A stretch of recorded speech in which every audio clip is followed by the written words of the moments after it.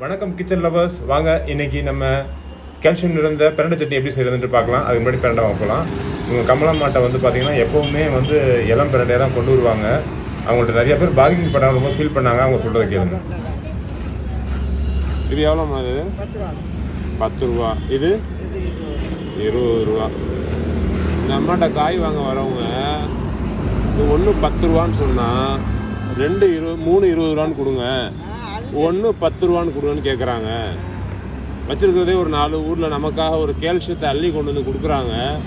இவங்கள்ட்ட இந்த மாதிரி பேசினா எப்படி வாங்குறது? ஒரு 10 ரூபாய்க்கு கணக்கு பார்த்தா எப்படி? 10 ரூபாயில் என்ன இருக்குது? ஒன்றுமே இல்லை.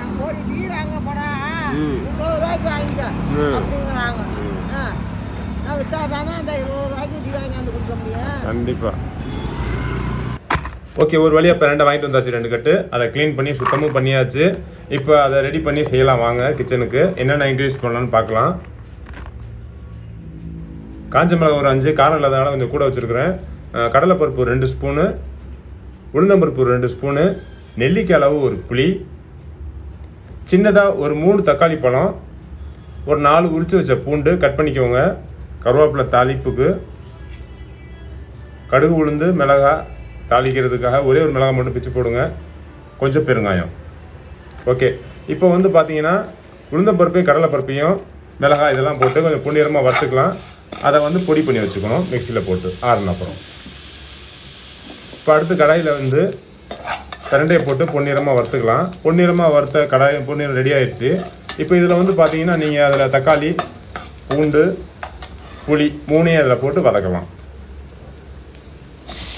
இதை வதக்கும் போது பார்த்தீங்கன்னா சிம்மில் வச்சு வதக்குங்க. அப்போ தான் வந்து பார்த்தீங்கன்னா பொறுமையாக வேகும், நல்லாயிருக்கும். ஃபுல்லாக வச்சிங்கன்னா அடி பிடிக்கும். அதில் லைட்டாக பெருங்காயத்தை போடுங்க. பெருங்காயத்தை போட்டுட்டு ஒரு பரட்டிடுங்க. இப்போ நம்ம பருப்பு பொடி அரைச்சி வச்சோம் இல்லையா, அந்த பருப்பு பொடியும் இதிலே போட்டு நல்லா கிளறுங்க. பார்த்துவோங்க, நல்லா பார்த்துட்டு பொறுமையாக கிளறுங்க. இந்த பருப்பு பொடி பார்த்தீங்கன்னா நல்லா ஒரு அரோமா வரும். அந்த டேஸ்ட்டு நல்லாயிருக்கும். சாப்பிடும்போது அந்த டேஸ்ட் நல்லா இருக்கும்போது என்ன ஆகுதுன்னா அந்த பிரண்டையோட அந்த டேஸ்ட் இன்னும் கூட கொடுக்கும் உங்களுக்கு. ஆமாம், இப்போ நம்ம நல்லா பரட்டிட்டோம். அதில் இப்போ வந்து நம்ம என்ன செய்யணும்னா எவ்வளோ டேஸ்ட், நீங்கள் எவ்வளோ உப்பு சாப்பிடுவீங்களோ அந்த அளவுக்கு நீங்கள் வந்து உப்பு போடுங்க. உப்பு போட்டுட்டு ஒரு பரட்டிட்டு அரைக்கும் போது சாஃப்டாக இருக்கிறதுனால ஒரு 1/4 கிளாஸ் தண்ணியை போட்டுட்டு நல்லா ஒரு பரட்டிட்டு ஆறுன அப்புறம் மிக்ஸி ஜாரில் இந்த மாதிரி பேஸ்ட் பண்ணி வச்சுக்கோங்க. இப்போ இதை கிண்ணத்தில் போட்டுடலாம். இப்போ நான் அடுப்பில் தாளிப்பு சட்டி எண்ணெய் வச்சுருந்தேன், சூடாகிடுச்சு. கடுகு மிளகாய் போட்டாச்சு, சூடாகிட்டுருக்கு, வெடிப்பு வந்துகிட்ருக்கு. கருவேப்பிலை நல்லா அறுத்து, அதாவது சாப் பண்ணிடுங்க.